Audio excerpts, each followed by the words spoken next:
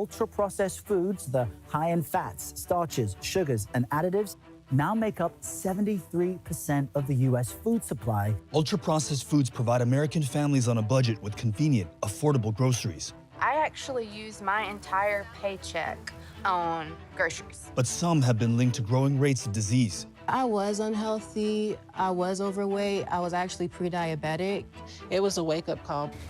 As food technology develops at lightning speed, Americans have to make choices that may risk their health. How is it that some chemicals that are in our foods have long been banned elsewhere? America's a country that likes individual choice. And a growing chorus is calling for more protections for consumers. Most of FDA enforcement happens post-market. It's kind of like a game of whack-a-mole. We're taking on a very powerful industry, and I think we have a right to protect our children.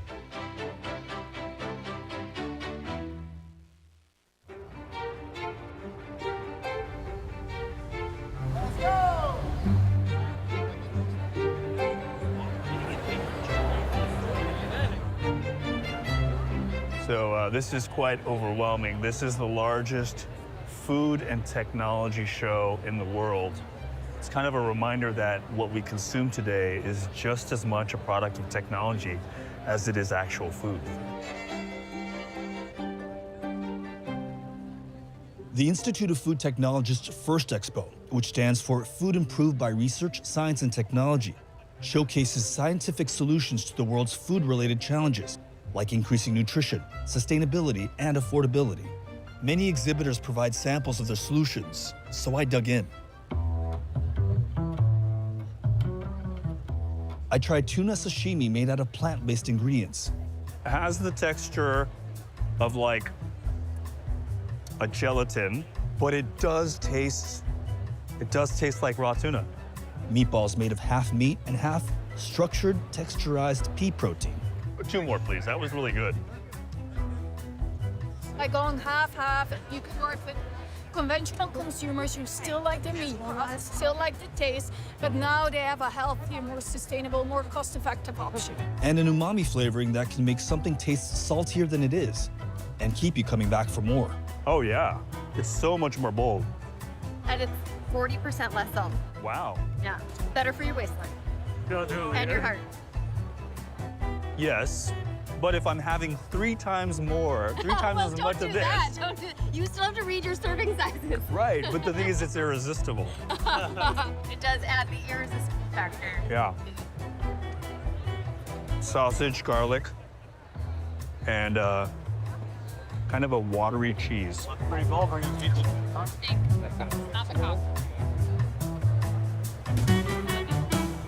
I'm full.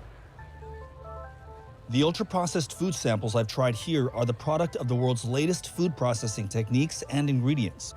Dr. Kevin Hall, a senior investigator at the National Institutes of Health, told me that our food today is a technological marvel. And it's these amazing scientists use this wonderful technology to generate the foods that we see on our shelves in the grocery stores and make really convenient products that are, you know, at least from a microbiological perspective, like pretty safe, right? Acutely, they don't cause us to get sick, and they have long shelf life and don't require a lot of equipment and skill to prepare. A lot of what we're seeing here is about, as you say, shelf life, but a lot of it is, I mean, ultimately, you don't have a business unless people want to buy more and more of your product. That's exactly right. So not only does it have to have those properties, they want to have repeat customers, right? Your product has to be tasty and delicious and convenient. Many of these folks are also trying to design new technologies to introduce things into these foods that might actually improve their health. The question is, we really need to understand what that does to our bodies over the long term and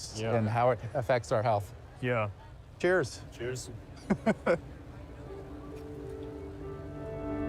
About 65% of the food products in U.S. households purchased in 2020 were ultra-processed.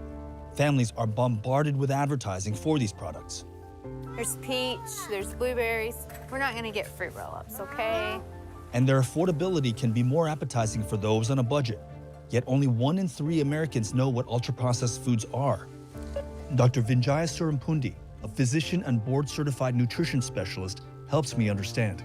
Ultra-processed foods, they're a whole kind of genre of food that are higher in fat, higher in sugar, salt, some sort of food additives, colorings. They're highly palatable and easily to digest typically. What is a minimally processed food versus an ultra-processed food? And can you lay out some examples? Yeah, even buying pre-cut vegetables at the grocery store would be considered minimally processed. Frozen vegetables would be some degree of processing. In the next level, we can think of olive oil or avocado oil, right? We have to press it. Then you're starting to get into, say, yogurts. They're fermented. You'll get some probiotics, but it is a degree of processing. And then finally, we're getting into more ultra-processed foods. They come in a package. They're in the middle of the grocery aisle. They're shelf-stable. Those tend to be more what you think of as an ultra-processed food. Humans have used basic processing methods like heating, curing, and fermenting for thousands of years. But many advanced techniques used today developed during the World Wars.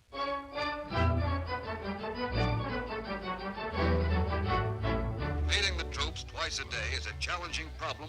Shelf-stable food that could weather the elements fed soldiers on the battlefront and addressed food shortages at home. M&Ms were exclusively sold to the U.S. military during World War II because the candy coating prevented melting. A USD scientist invented powdered cheese for soldiers as a swap for perishable dairy products. And by 1948, the Frito company was selling Cheetos. Cheerios, Chef Boyardee, and Spam all became household names and are still iconic food brands today.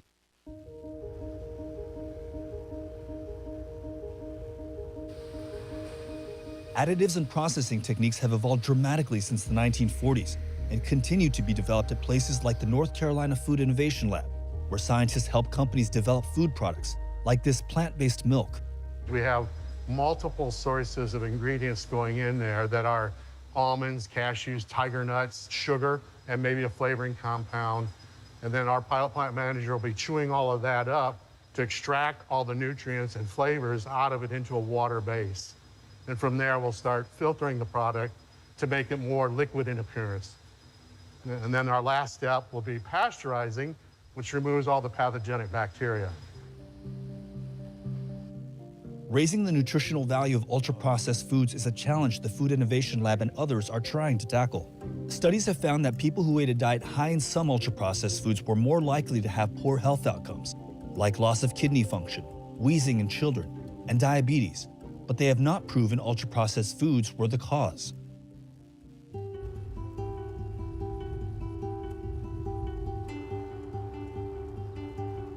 This is all from local farmers. This stuff looks good. We have zucchini, called like squash. Squash.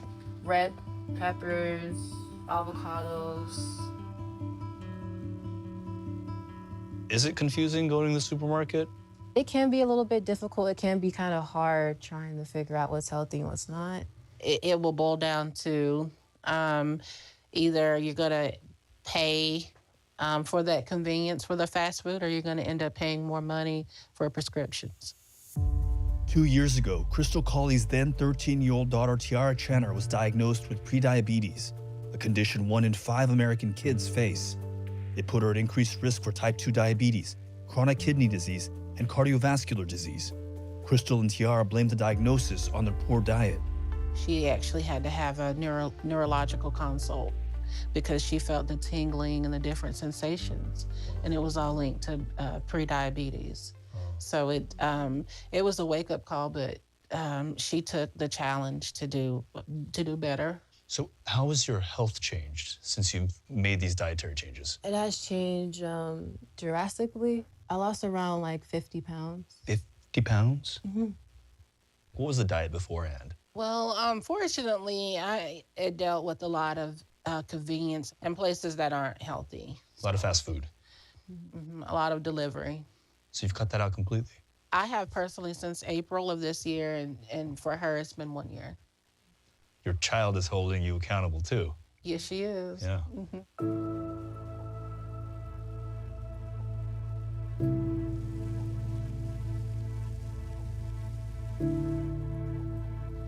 We've got an epidemic, and that epidemic of obesity and kids being overweight absolutely leads to a radical increase in the number of people with diabetes.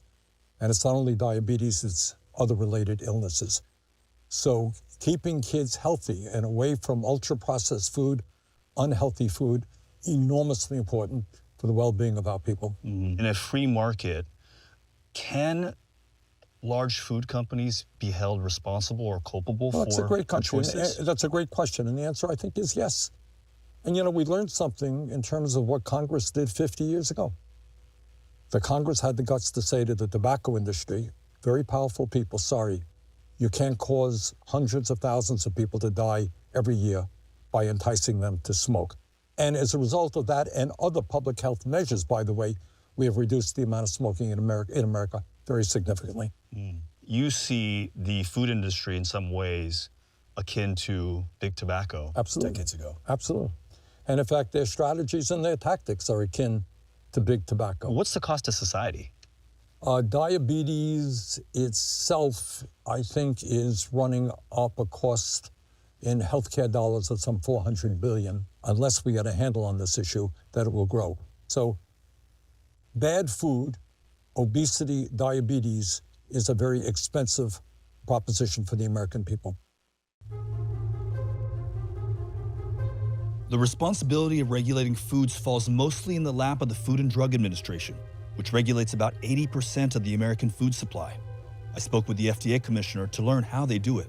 How does a new additive, a new chemical that's not been on the market, get introduced into our food systems? And what role does the FDA play there? If someone wants to add something to food, they have to petition the FDA, and the FDA has to consider the evidence about that substance. There's a term called GRAS, and in order for something to be qualified as GRAS, there has to be a consensus of the scientific community and the evidence that it actually is safe. GRAS substances are food additives that are generally recognized as safe. The designation was created in 1958 to waive FDA review of common, time-tested ingredients like vinegar and baking soda. Companies could petition the FDA to have a substance added to the GRAS list. But in 1997, the FDA loosened the protocol, allowing companies themselves to declare substances as GRAS without notifying the agency. Experts like Emily Broad-Leib, director of Harvard's Food Law and Policy Clinic, says this creates a loophole that gives companies a provisional green light. Thousands of substances have entered the food supply using that mechanism. And again, FDA can always afterwards say something is no longer generally recognized as safe. They've done that with artificial trans fat or partially hydrogenated oils. But there's so many substances that, you know, it really is, I think, challenging given the resources FDA has to really be on top of that all the time. The Environmental Working Group, a nonprofit, found of nearly 800 food chemicals introduced between 2000 and 2021, 99% of them avoided FDA scrutiny using the GRAS designation. But the number is likely even higher. It doesn't include the unreported declarations. GRAS is a pathway that many companies have used the vast majority of times, as opposed to petitioning. We're looking at every aspect of what we do. And as we've just discussed, there are laws that govern these patterns of how one gets things on the market and how they're regulated and then evaluated. I think in this era of technology, there's going to need to be a change in how we look at these issues. One report estimates the number of chemicals approved for the use in U.S. food to be around 10,000 as of 2011, nearly 5,300 FDA-approved additives, and more than 4,600 GRAS substances. In comparison, their European Union has only approved over 400 additives and does not have a GRAS equivalent. How do we account for that disparity, and how is it that some chemicals that are in our foods have long been banned elsewhere? Different societies have different degrees of tolerance for uncertainty and different laws that determine what the regulators can do as substances are added. America's a country that likes individual choice and access in general. And I think our laws reflect that sort of national sentiment. The FDA says it is committed to overseeing the safety of the food supply and takes action when new research shows an additive causes harm. The agency is working on updating its system for assessing food chemicals as part of a larger project to enhance food safety measures. The public will have input, and so will federal scientists working to understand how ultra-processed foods affect us. I work for the government, right? I'm a federal government employee. We invest in research to better understand how these foods are affecting our health, how they affect our food intake behavior. At the NIH, Dr. Kevin Hall and his team are studying the links between ultra-processed foods and metabolic disease. Our colleague here will help measure your resting metabolic rate, the flow of your respiration, and how much oxygen your body is consuming, how much carbon dioxide you're producing, and the idea is to be as still as possible. Don't fall asleep, but we'll measure how many calories your body is burning at rest when it's not doing anything. So do nothing is Do my nothing, job. but don't fall asleep. Okay. That's your job. Okay. Okay. That is an easy task for me. All right. This is one of many instruments Hall used in his influential 2019 study, the first to scientifically link ultra-processed foods to obesity. This is oxygen consumption, and this is resting energy expenditure in calories per day. His team housed 20 participants in the NIH Clinical Center, taking full control of their diets. They were fed ultra-processed foods for 2 weeks and minimally processed foods for another 2 weeks. Each diet contains similar nutrients, allowing the team to focus on how the act of processing foods influenced how a person eats. On average, when these same people were exposed to the food environment that had a very high percentage of calories from ultra-processed foods, they ate about 500 calories per day more, or averaged over 2 weeks, as compared to when the same individuals were exposed to the diet that had no ultra-processed foods. And if we could better understand what the mechanisms of excess calorie intake are in ultra-processed foods, then we would be able to provide our colleagues in the food industry with that sort of information. In his latest study, Hall's team is trying to pinpoint those mechanisms. One of his theories is that processing food reduces its water content, so it takes more to feel full. Another is processing just makes food tastier, so people simply eat more of it. I think that there really are healthy ultra-processed foods. I think that there are others that are not healthy. We just need to figure out which ones those are and how to give our policy friends the advice on how to limit intake of those kinds of foods. But even once researchers have new information for policymakers, the FDA says it can only do so much. As written into the law, the FDA is more like a referee than it is like the owner of the team. If you think in a sports analogy, the rules are written by Congress and dictated by the executive branch of the government. And what the FDA does is to take those rules and then apply them to make decisions based on the rule book. The FDA has really got to modernize. We have a lot of people that are capable of doing it.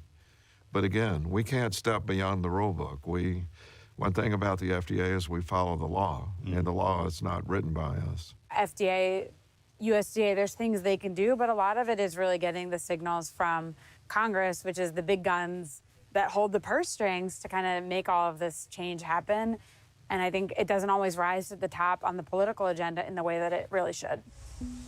We're getting the signals that this is important to people, and it would be great if more people sort of made that apparent to particularly elected officials that they want to see that change, because I think that's where a lot of that logjam is.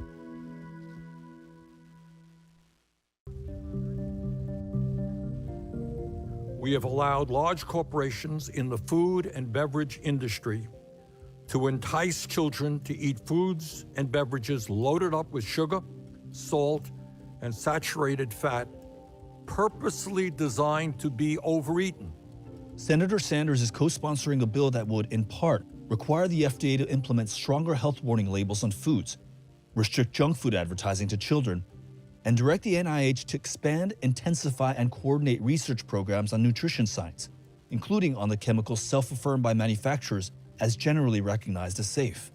Does the FDA have to play a bigger role in policing what makes it to market? I think that's a great question, and I think the answer is yes. There are so many new additives every day.